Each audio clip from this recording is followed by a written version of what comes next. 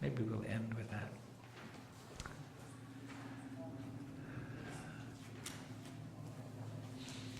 One thing I want to do today is leave enough time that I can ask you if you have any questions you'd like to pose about practice, Dharma. In fact, maybe I'll just do that. Let me think.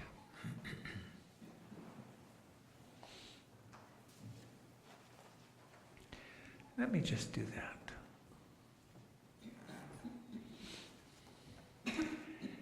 If there was an opportunity to ask a question about your Dharma practice, what would you ask?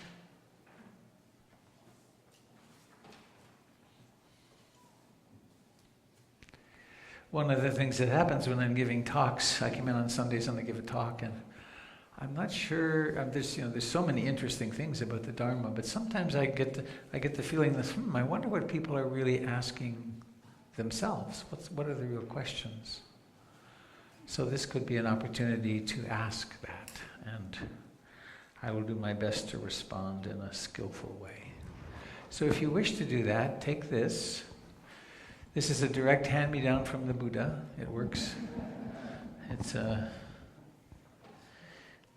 works like this if you speak into the top of it rather closely. It doesn't work if you talk into the side at all. Of course, the battery is likely going to die. I'm going to turn it up a little bit.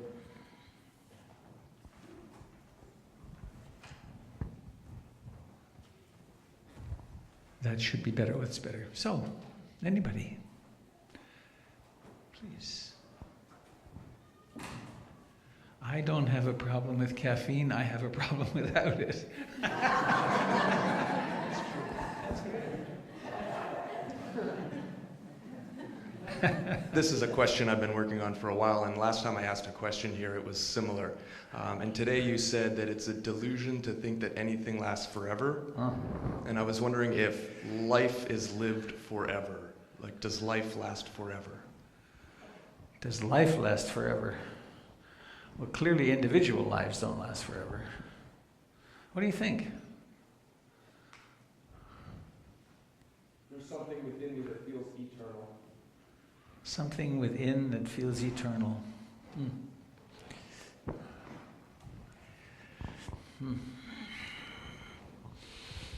Whoa, bright lights here.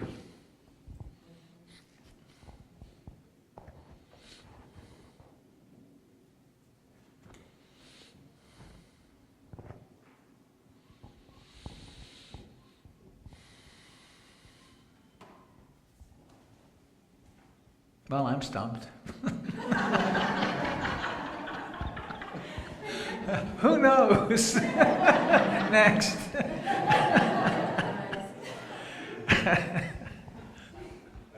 Functionally. I have a little diagram that I use all the time. And I just really like it a lot. It's actually my screensaver, but it's got too many apps in front of it. Photos. Here we go. So nice.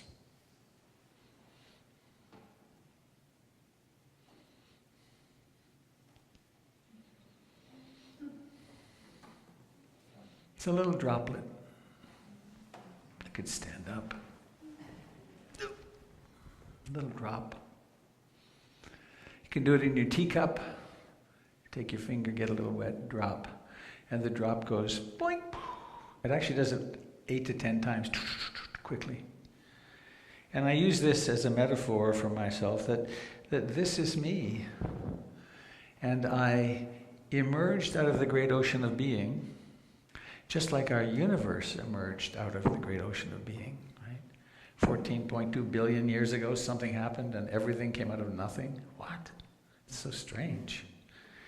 But then this happens, and the issue is that this takes itself very seriously and also takes itself as very permanent.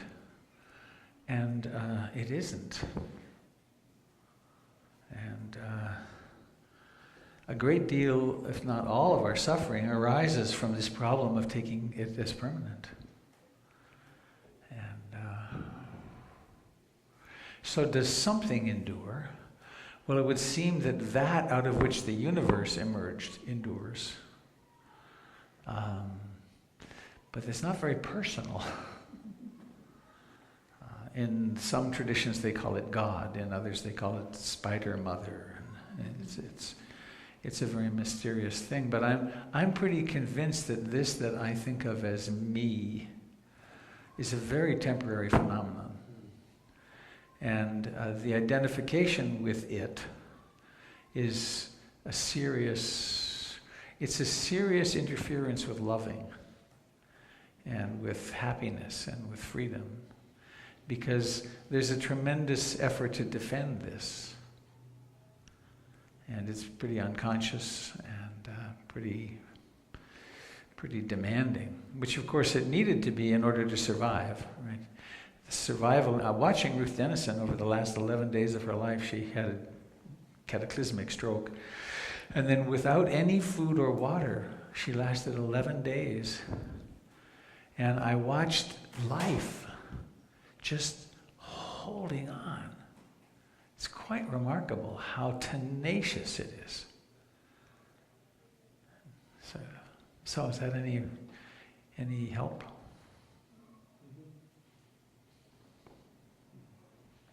A microphone. I had it. Here it is. Coming over here. Oh, coming here. Next, over there. Thank you. I am a survivor of childhood abuse, and often, thank you, when I meditate, I feel sensations and emotions that are tied to those past experiences come up. Yep. And I see my mind want to process and resolve them. And I know that when we talked about the three great delusions, one of them was about the delusion of the self, the other was about impermanence. And I guess I'm trying to work out what kind of relief from suffering I can find from those delusions, while still honoring that these things are coming up inside me and seem to want some sort of comfort. Right.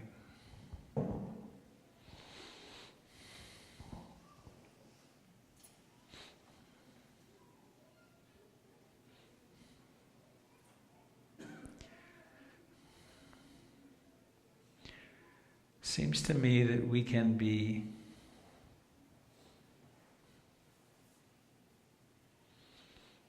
hang on, the mind is going over here, which is, oh my, isn't it remarkable how difficult life is?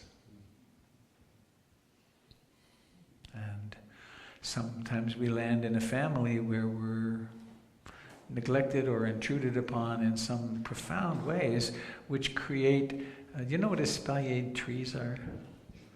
They often, well, if you start with a tree, a little apple sapling, or an apple's a good example, and you put a fence up, and then as the little branches grow, you tie them on this branch, and so they wind up and they make great fences. They're tortured apple trees that create nice walls and fences. And we all get espaliered in some ways. Our families are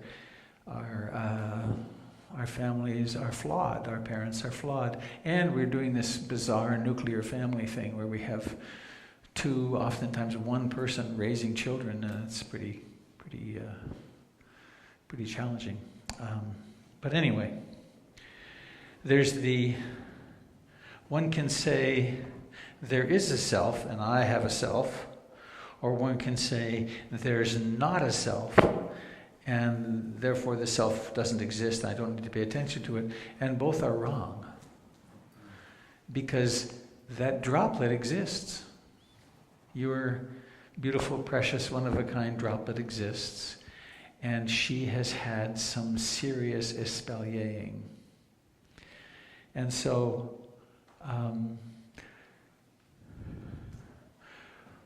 you're so fortunate to have been born in this culture rather than Asia, because our psychology, Western psychology, especially in the last 25 years or so, has developed strategies for healing, for coming to terms with and healing much of the trauma or some of the trauma. And Buddhism and meditation are not enough. That we need, for the wounds to the self that are created in our culture, we need other strategies. And those, we often call them therapy. But they have to do with, can I borrow your hand for a minute? In my own exploration of my own traumatic issues, I've discovered that I couldn't face them on the cushion alone. I had to have literally a hand to hold when I'm feeling teary as I talk about it, that as I move toward those issues, and in my case it was mostly neglect and abandonment, that as I internally moved toward opening and feeling to that, there was no way I could stay conscious without a hand. And so there's the hand, there's the healing environment of the office of the person that I would be visiting, and so I'm a proponent of both and. There's a place for intensive retreats. There have been a few cases on retreat when I've said to a person, this is the wrong medicine right now. This is just bringing up way too much. Or maybe spend every afternoon, go for long walks. But don't just sit and walk, because that which is coming up is overwhelming of the ego. It's not capable of tolerating it. And that's not a failure for the person. And there's pretty universally, when folks have come to me in the counseling psychotherapy modality, I almost always say, well, you should meditate. Because if you really want to do this, the healing, mindfulness and concentration are extraordinarily useful to be able to turn inward and stay conscious, especially as we move toward the unbearable. So is that helpful? Yeah. And we can do the grieving that we need to do. We can do the raging that we need, and we can do the crying that we do, and we can tolerate the desperate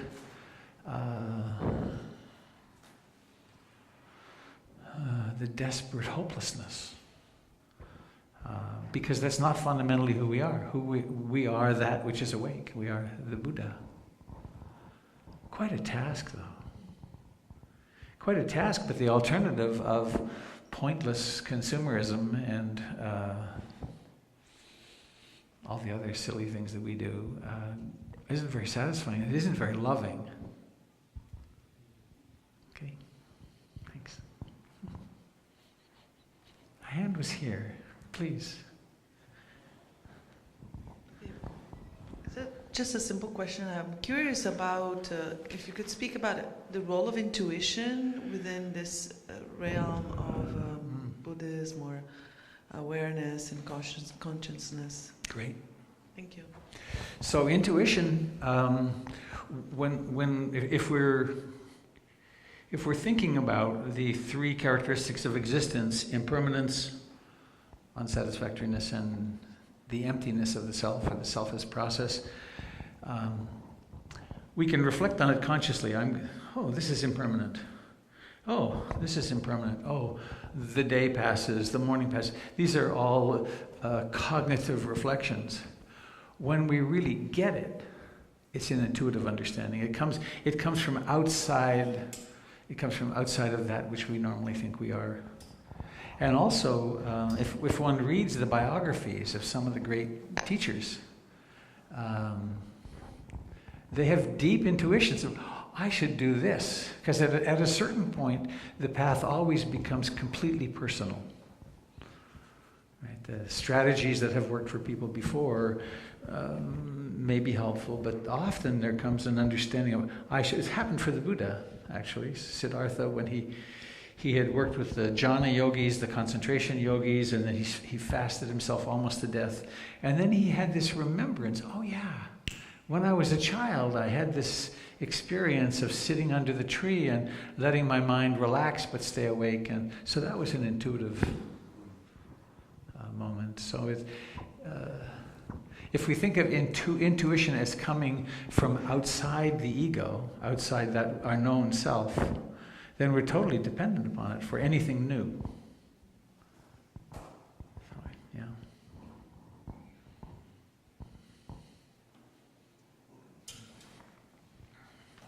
I had a poem come to me. I read a few weeks ago here on a plane on the way home from New Orleans about saying goodbye to my wife and impermanence, and it came out. All I did was write it down. It wasn't mine. I changed a few words I didn't like. But please. Hi, my name. Excuse me. My name is Anthony. I'm from Arizona. I just moved out here a couple weeks ago. Thank you. This is my third class here. I like it a lot. First of all, I like that first answer that you had about my friend Chuck. That's my friend there. He asked, I don't remember the exact question, but you said when you die, it's not personal. And that's very helpful for me because I was having a hard time dealing with the afterlife. Is there an afterlife? Is there not? All that stuff. But that makes perfect sense. I never really thought about it that way, and that's awesome. And I wanted to respond on the lady over there. You had an issue with child abuse, and it's very interesting to me. I was doing a lot of therapy classes in Arizona for drugs and alcohol. I do opiates and alcohol, so I'm used to talking in those classes, but not in settings like this. But one lady that was in one of my classes, she had a similar situation, and she just the fact that she went up to class and that she expressed, that deep down rooted pain and that situation, that was a step for her as far as building a new life and a foundation of security and comfort. And we were all aware of that, and we would all talk about it and respond to each other on issues like that.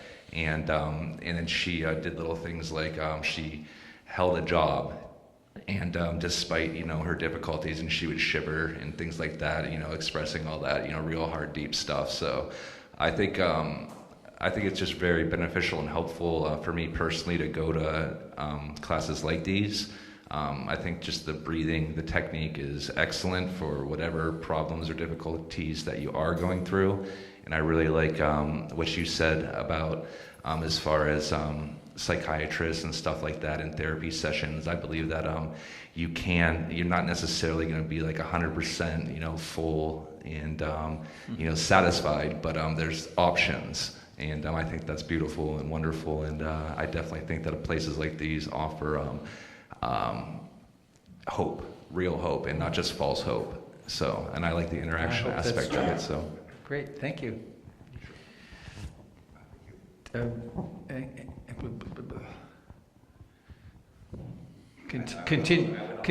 Continuing in that regard for a moment, I set off on my personal healing quest thinking that I would heal it all and that I'd get it all together and that my personality would be without its quirks and espaliers. And it turns out it doesn't. It turns out it's really quite easy for this personality to feel abandoned and neglected, even in a loving, long-term relationship, and even with my children when they don't respond over a period of time. It's so easy that the programming is, but then clearly that programming isn't me. That's just the personality. But I have a vulnerability there, and so I have to take care of that. I have to be attentive to it. And that's also part of where one's gifts, the wounded healer gift, is how we become useful in the world often is where we have a wound, then when we can grieve that and embrace it, then when we meet another who has a wound, we really get it. And we're not out to fix them or get them to get over it. It's more like, yes, we share this. And this is our human experience. This is the human condition. Another question. Over here. This is fun, making my way amongst. I can bump into people. Nice beard, by the way. It's kind of long. Okay, this is just a simple question, I hope. What's a Dharma consult? A Dharma consult. Well, you see that guy over there?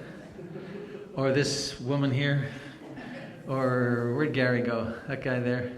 These are all teachers here at PIMC, and they have a special little room over there, previously called the vestry.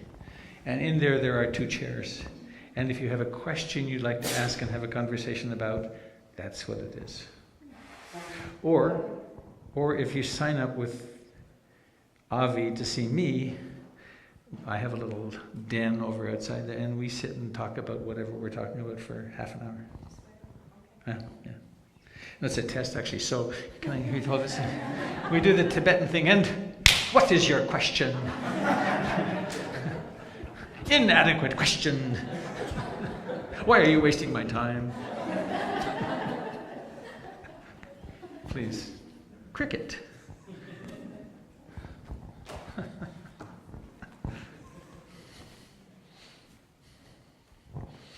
A couple of weeks ago, we had a speaker, and he was talking about 3 things that all of us have endured, I guess, and most of us, one in a larger amount than the other. One of them was abandonment, the other was betrayal, and what was the third one? I have no idea. Shame. Oh, shame. Thank you. I've been trying to remember that. I could get the 2, and it's what was that third one? Neglect and intrusion are the really huge ones that can then result in shame and anxiety and like basic trust issues. But sometimes the parents are way too close and really intrusive, and sometimes they're too far, or sometimes it's close and then far and close. My experience was close and far, super close and then gone, which leads to insecure attachment. Actually, I'm watching that. I got to spend an evening 2 nights ago with my grandson. And the task with him, again and again and again, he's 10 weeks. The task is, you're safe. You're safe. You're crying, that's okay, I'm here with you. Oh, you're happy, that's okay, I'm here with you. I'll hold you till I fall asleep. Oh, you're waking up, that's okay. Oh, now you're irritated. He gets so angry, right? The world is terrible! And then, oh, it's okay. Whew. But what does he need? He just needs that presence and good enough, as they call it, good enough parenting, which is a good enough parenting means that the soothing happens often enough that the prefrontal cortex actually wires itself to compassion, and that the baby learns, that we learn to trust the world. And of course it's imperfect. One of the purposes of community is to help us with that basic trust issue. That we stick in there with each other over weeks, months, years, maybe decades, and we discover, well, friendship really is healing. Hard, real friendship. Please, Larry. For those of us who really don't like suffering, does Buddhism offer any hope at some point of going beyond suffering? Is that what the Buddha attained? They say, they speak of the Arhat as a being who is beyond suffering, who no longer takes the self personally at all. And I don't know that I've met, the one fellow that I met who may fit that category was Tangpulu Sayadaw, the man who gave me that bowl actually when I left Burma. He was, when I knew him briefly for a week, he was 82 years old, and he had come down from Rangoon to, not Bombay, he'd gone from Mandalay to Rangoon, now something else.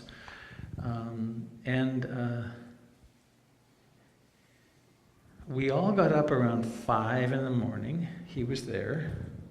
There was chanting, most of which I didn't understand, for an hour or so. And then very soon after that, he would sit in a chair. No, he would sit cross-legged. And the people of Rangoon would line up and would meet with him. And from then until probably 11 o'clock, so for 5 or 6 hours, He would sit there, and people would come in 2 at a time, 6 at a time, 1 at a time. People would cry and freak out, and he would he would counsel them, basically, teaching. He would then pause for the one meal of the day, maybe an hour and a half, and then from then until 9 o'clock at night, he would be with people coming into the room. He did that for 4 months straight. He didn't do anything else. That's not true. He caught me one afternoon. It was so hot. I had my robe on, and it was so hot. I took my robe off in my private little space, and that was the moment he came in and caught me with my robe off. It's hard to be. But he seemed to be a person without a self, and with extraordinary generosity. And that was at age 82. So, but maybe more to the point. I've seen some of you in this room, actually, and I've seen this person over the years suffer less and less and less. So many things that used to create suffering are simply irrelevant. It's like, oh, there's that. And I watch people freak out. A great example, a few months ago, I was in an airport somewhere, and they announced that the plane, when I was sick, and they announced that the plane would be late, and then they announced that the plane would be late, and then they announced that the plane would be late. And it turned out it was about 6 hours. And I was not feeling well, but I had a nice place to sit, and I had my iPad, and had my breath, and there was no dukkha, there was no dissatisfaction at all. And I watched some of the other travelers absolutely go crazy. And be really nasty to the people. What purpose could it possibly serve to be angry and kind of shouting at the person at the desk who doesn't have any control over whether the aircraft is functioning or not? Oh, and then we got on, and we went out to de-ice, and they de-iced, and in the de-icing something happened, and so we came back in again. We got on, and we went out, and they de-iced, and the same thing happened again, and we came in again, and finally the flight was canceled. That's what it was. And then, but I didn't have any experience of dissatisfaction with it. It was just what it was. And now other things can get me, right? Things happening with my kids or difficulties in my marriage. There's still plenty of that. But lots of things that used to be a problem aren't. And I'm sure that, raise your hand if that's true for you with this practice. Look at that. Look around. Do you think it works? Yes. Yeah. I mean, how's the time? I had road rage way back when. And I had such ridiculous road rage. This is 25 years ago or more. My mother-in-law, bless her heart, Joan McLaughlin, passed away a few years ago. Her brother got a great deal on flight jackets, black leather jacket for really, really nice flight jackets. So I had a black leather jacket. And it had an effect on my psyche. And I was coming in on I-5, right in front of the Marriott Hotel, and some guy cut me off. And I chased him in my car and pulled up behind him and jumped out of my car and ran to his window and was yelling at him and shaking my fist. When I realized, this is really stupid. He could get out of his car and pulverize me, or he could have a gun, or what would the Sunday night meditators think of this? And that was the last time I ever did anything like that. But also the impulse to that has gone. If someone cuts me off, there might be a moment, but very brief. It's like, wow, that person's hurting a lot. That's where the impulse goes now. So that's quite a change in character. Of course, it's been 25 years. I'm not claiming to be a quick learner. I had a chiropractor some years ago working on my head. Said, you have the thickest, boniest head I've ever worked on. And I thought, that's true. slow to learn. So anybody else? Please, Rod. A Canadian in our midst. Yeah, I've been told I have a thick skull too, but maybe it comes with the country. It's true. We Canucks. Take those hockey pucks in the head. Exactly. That's why they're so good at it. I for some reason I had, I think it's relevant to this discussion of Sangha.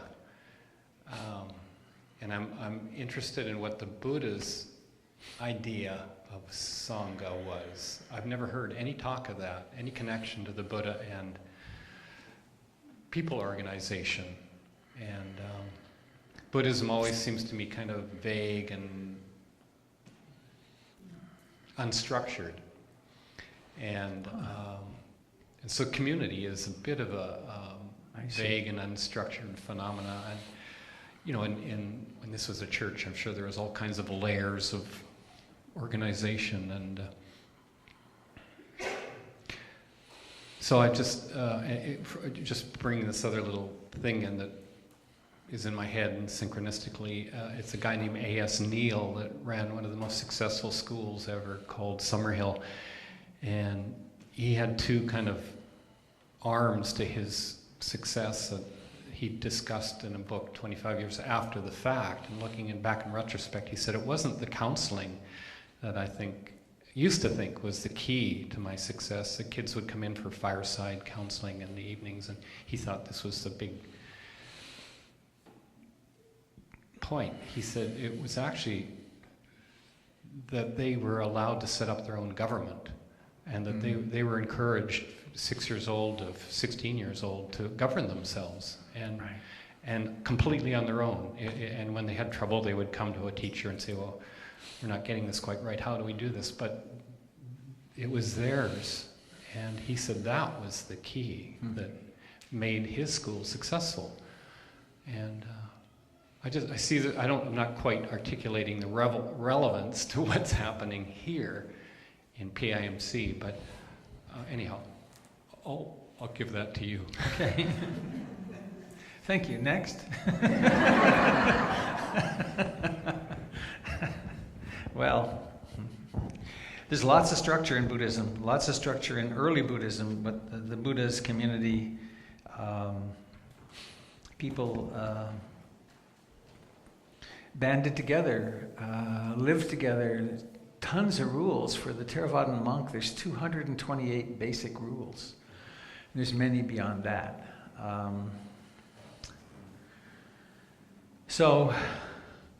And then there's teachings for the lay community, how the lay community should relate to each other. And there's not a lot, but there's some very specific teachings to leadership, to kings of his time. You should provide adequate capital. This is a beauty I read recently. There's a whole thing in the Dharma about turning the wheel of the Dharma. And there's a wheel-turning king is a king who does not tolerate poverty of any kind in his kingdom. If you are successful as a king, but there is poverty, if the differential between the wealthy and the poor is too great, you are not a successful king. So there were some very specific guidances like that. And in terms of governance, there's all kinds of different models of governance in Buddhist communities, from very structured to very little structure. And we are still creating our participatory community governance here. And that's why, as Avi mentioned, if you have ideas, come on in and share them, and let's connect, because there isn't a particularly, well, I was resistant at first to any hierarchy. But then you can't have an organization without some people who are devoting more time than others, and some people who take more responsibility. But our intention is to be open to whatever's here in the community. keep being nagged. There's something else. I'm not ready to teach about it yet. But my ongoing some of you know my ongoing education about structural racism and coming out of slavery in the United States, and I'm halfway through books on listening to the new Jim Crow, mass incarceration in America, and I must say I am stunned. I am stunned with what I'm learning about the war on drugs and how it has cut the legs off the African American community, and the way the Supreme Court has consistently supported draconian, horrendous laws. I had no idea. I feel I've kind of had my head has been so far in the sand I can hardly believe it. So I'll be speaking about that when I feel a little bit more integrated with it. But stop and frisk, stop and search. The penalties for crack versus cocaine. The fact that the African American community has no greater violence than the white community, and there's no greater chance of people using, quote, illegal drugs. And people's lives are ruined for having one joint. And they can never get food stamps, help with housing, cannot join the military, cannot serve on a jury, cannot vote. Basically, you're out. One strike and you're out, often. Quite shocking to me. I had no idea. I feel like I've been living in cotton wool, actually. So, more on that as a community. I'm hoping we'll get some better education about that as a community. So, that was a lot to dump. Hope it wasn't too much. I invite you to join me. This is one of the songs that I love and that I actually, several years ago, decided I wanted to play the guitar so that I could sing this with you. And this is the second time I've done so. The first time failed miserably. So I hope that wasn't a predictor of this.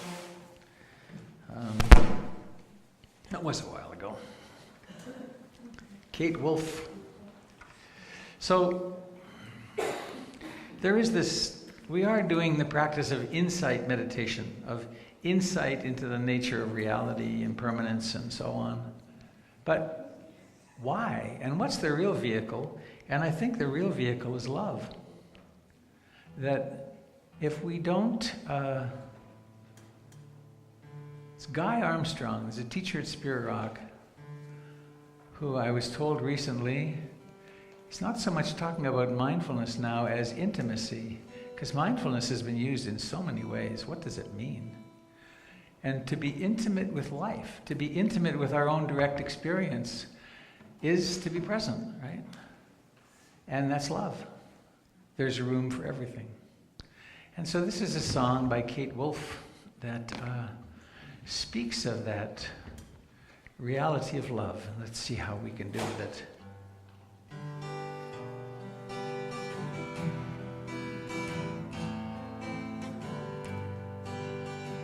Kind friends all gathered round, there's something I would say. What brings us together here has blessed us all today. Love has made a circle that holds us all inside. Strangers are as family, and loneliness can't hide. You must give yourself to love. If love is what you are after, open up your heart to the tears and the laughter and give yourself to love. Give yourself to love. I've walked these mountains in the rain. I've learned to love the wind. I've been up before the sunrise to watch the day begin. And I always knew I'd find you, though I never did know how. Like sunshine on a cloudy day, you stand before me now. So give yourself to love, if love is what you are after. Open up your heart to the tears and the laughter, and give yourself to love. Give yourself to love. Oh, love is born in fire and planted like a seed. Love can't give you everything, but it'll give you what you need. Love comes when you're ready. Love comes when you're afraid. It'll be your best teacher, the best friend you've ever made. So give yourself to love, if love is what you are after. Oh, lost my place here. Open up your heart to the tears and the laughter, and give yourself to love. Give yourself to love. Let's do that again. You must give yourself to love, if love is what you are after. Open up your heart to the tears and the laughter, and give yourself to love. Give yourself to love. Not bad. We did it. Yay. Thank you, Kate Wolf. That's a bad plug. Give yourself to love. So thank you. Please, now we're going to have the extravaganza of the children entering. I invite you to stand up, join hands. Do please come and share in some food and some connection, and see you soon. See you soon, gathered around the campfire of the kids.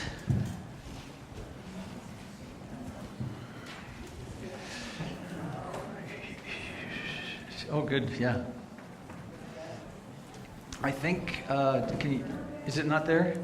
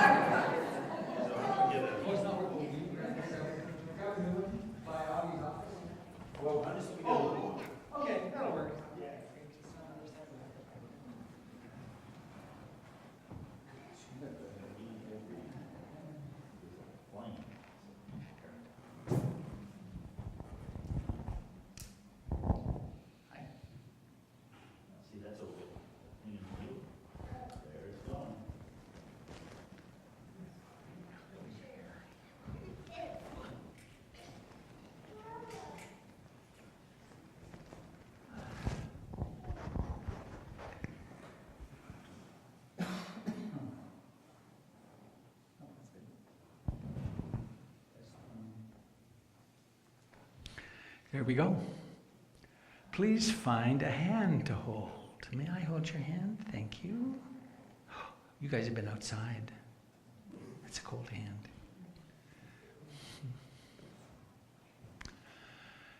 So, here we are. It's one thing to reflect that everything is empty and it's all stardust and we come and go. It's another to feel the hand of the person beside you and realize that they are one of a kind ever in the universe. Talk about precious, huh? And so part of our aspiration is to treat one another kindly and equitably and lovingly. It comes out of all human behavior comes out of our mind, out of our ideologies and perceptions. So why not create a mind that willingly, easily thinks kind thoughts? So give your hand on your right a little squeeze and think of a kind thought for this person. What would it be? What would you bless them with? And the person on your left, same thing, a kind, loving thought. And then imagining sending this energy around the circle, in your right hand, out your left, all around the circle. And then out, spinning out into the world, into all the houses that surround the center. Everyone in Portland. In fact, everyone all over the planet, without exception. Those who are extremely powerful and those who are powerless. Those who are being born right now and those who are dying. And let's remember our brothers and sisters of the air, the earth, and the waters.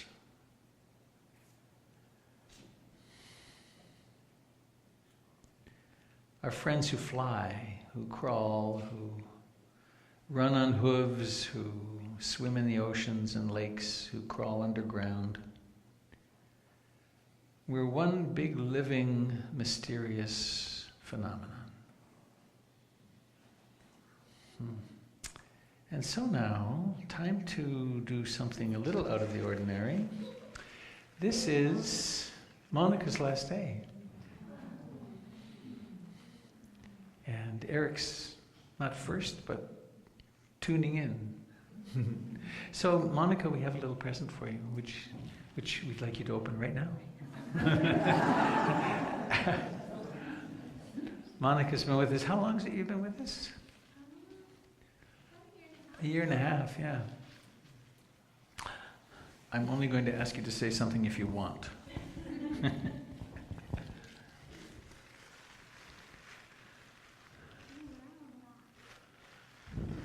Oh, there's more wrapping. It just goes on. Maybe it's just paper. Ooh, nice.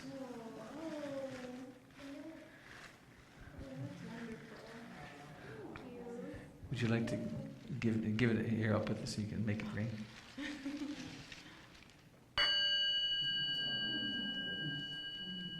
Nice. One more. It's a meditation bell. All right. So, do you want to say anything? You don't have to. I just want to thank everyone for welcoming me into this community, and I want to thank all the families that I've gotten to know over the past year that I've been here. I've just felt my heart deepen and widen to be with all of you and to watch the children breathe with me and meditate with me every day has been a really fulfilling, wonderful experience. So I just want to thank you for all of that. Yay. And it's Montessori training, right?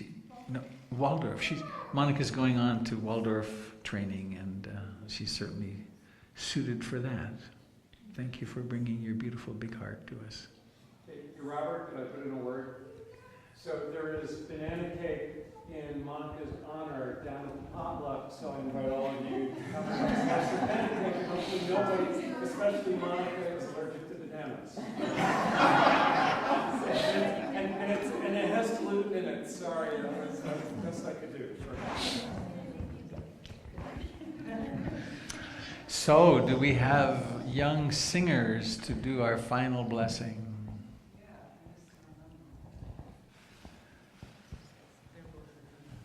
They're recruited already. Excellent. Here we go. Oops. Okay, thank you. All right, so, okay. 1, 2, it's on. 1, 2, 3. May All beings be happy. May all beings be happy. May all beings be happy. Sadhu, sadhu, sadhu. Thank you. Thank you. And let's all back up a little bit away from the flame. Unless your hair has been covered with flame retardant, please let us keep it well back. Everyone in the room gets to participate in the great wish. We're practicing patience now. It's very difficult. All right, on the usual count, we will all, everyone in the room, you have to all participate. Take a big breath. 1, 2, 3, go! Yay! Thank you to those of you joining us on the internet. Thank you, everybody, and please do come and have a cup of tea and some connection.